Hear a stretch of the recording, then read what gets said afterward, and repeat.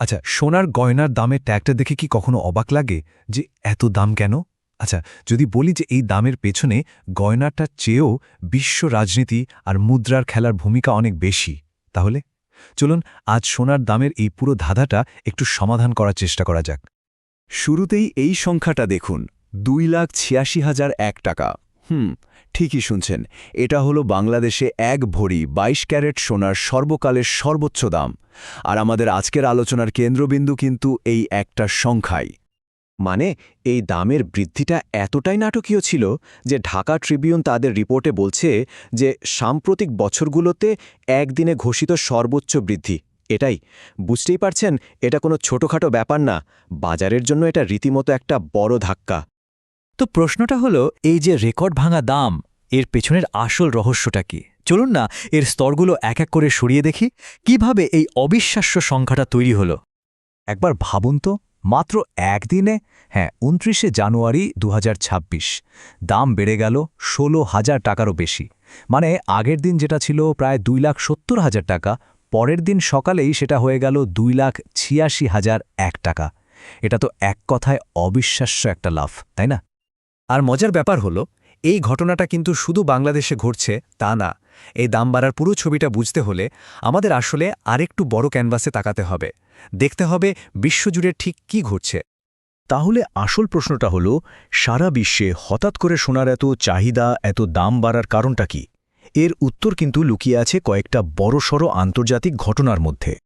আসলে এটা ঠিক একটা কারণে হচ্ছে না, বলতে পারেন কয়েকটা ঘটনার একটা পারফেক্ট স্টর্ম। যেমন ধরুন, মার্কিন ডলার দুর্বল হয়ে পড়ছে, আর ডলার দুর্বল হলে সোনা কিন্তু বিনিয়োগকারীদের কাছে আরও আকর্ষণীয় হয়ে ওঠে। আমেরিকার কেন্দ্রীয় ব্যাংক মানে ফেডারেল রিজার্ভ, তারাও সুদের হার কমানোর একটা ইঙ্গিত দিচ্ছে। আবার দেখুন, বিশ্বজুড়ে ভূরাজনৈতিক উত্তেজনাও বাড়ছে। এই অবস্থায় সবাই তো নিরাপদ একটা জায়গায় বিনিয়োগ করতে চায়, আর সোনা হলো সেই নিরাপদ আশ্রয়। এর সাথে যোগ হয়েছে আরেকটা বড় ব্যাপার, চীনের মতো দেশগুলোর কেন্দ্রীয় ব্যাংকগুলো একদম রেকর্ড পরিমাণের সোনা কিনছে। তো এই সব কিছু মিলিয়ে আন্তর্জাতিক বাজারে সোনার দাম প্রতি আউন্সে $5,500 মতো একটা অবিশ্বাস্য জায়গায় পৌঁছে গেছে। আচ্ছা, আন্তর্জাতিক বাজারের কথা তো বোঝা গেল, কিন্তু আসল প্রশ্নটা হলো, বিশ্ব বাজারের ওই $5,500 প্রতি আউন্সের দামটা কিভাবে আমাদের এখানকার গয়নার দোকানের প্রাইস ট্যাগে এসে দাঁড়ায়? চলুন বাজার থেকে দোকান পর্যন্ত এই পুরো যাত্রাটা একবার দেখে আসি। তো সবকিটা শুরু হয় একটা জিনিস দিয়ে, যাকে বলে স্পট প্রাইস। এটা আর কিছুই না, বিশ্ববাজারে সোনার একদম কাঁচা মানে রিয়েল টাইম যে দামটা থাকে সেটাই। আর এই দামটার উপর ভিত্তি করেই কিন্তু বাকি সব হিসাব নিকাশ হয়। ওকে, এখানেই বিষয়টা একটু প্যাঁচানো হয়ে ওঠে। দেখুন, যাত্রাটা শুরু হলো আন্তর্জাতিক স্পট প্রাইস দিয়ে, তাই তো? এরপর এটাকে আমাদের স্থানীয় বাজারের তেজাবি সোনার দামের সাথে মেলানো হয়।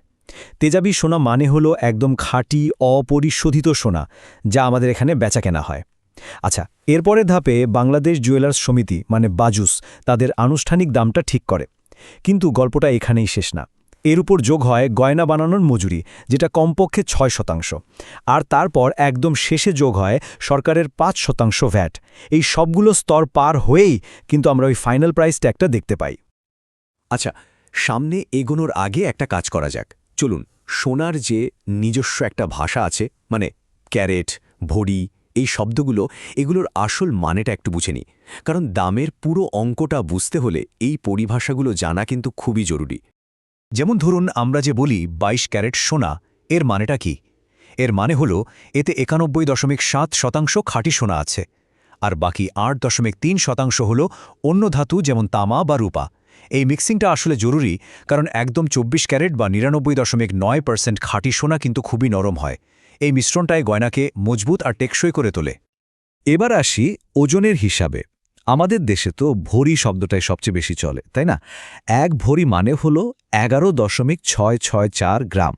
মজার ব্যাপার হলো, এই একই ওজনকে দক্ষিণ এশিয়ার অনেক জায়গায় আবার তোলা বলা হয়।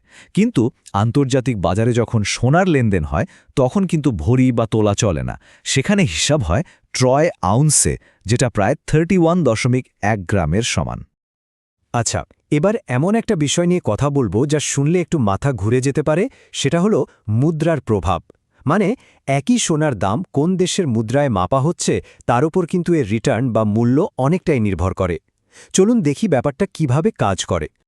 স্ক্রিনের এই সংখ্যাগুলোর দিকে একবার তাকান। গত 1 বছরে মার্কিন ডলারের সোনার দাম বেড়েছে প্রায় 91%। অথচ একই সময়ে ইউরোতে যদি হিসাব করেন তাহলে দেখবেন দাম বেড়েছে মাত্র 66%। এখন প্রশ্ন হলো, এটা কিভাবে সম্ভব? সোনা তো একটাই। আসলে এর পুরোটাই হলো ডলার আর ইউরোর মধ্যে বিনিময় হারের যে ওঠানামা তারই খেলা। তাহলে পুরো আলোচনা থেকে আমরা কি শিখলাম? কয়েকটা মূল বিষয় আছে। প্রথমত, গয়নার প্রাইস ট্যাগ মানে কিন্তু শুধু সোনার দাম না, এর পেছনে আছে বিশ্ববাজার, আমাদের দেশের নিয়মকানুন আর দোকানের খরচ, সবকিছুর একটা জটিল মিশ্রণ। দ্বিতীয়ত, কোন মুদ্রায় সোনার দাম হিসাব করা হচ্ছে তার উপর এর ভ্যালু আর রিটার্ন অনেকটাই বদলে যায়। আর সবশেষে সবচেয়ে গুরুত্বপূর্ণ যেটা, আমরা যেটাকে আমাদের দেশের দাম বাড়া বলে মনে করি তার শিকড়টা আসলে বিশ্বজুড়ে ছড়ানো। আচ্ছা, শেষ করার আগে একটা প্রশ্ন রেখে যাই। সোনার দামের এই গল্পটা যদি হয় বিশ্ব অর্থনীতির সাথে আমাদের মানিব্যাগের একটা সংযোগ, তাহলে একটু ভেবে দেখুন তো, আমাদের প্রতিদিনের জীবনে এমন আর কি কি জিনিস আছে যার দামের পেছনেও ঠিক এই রকম একটা বড় আন্তর্জাতিক গল্প লুকিয়ে থাকতে পারে? একটু ভেবে দেখবেন।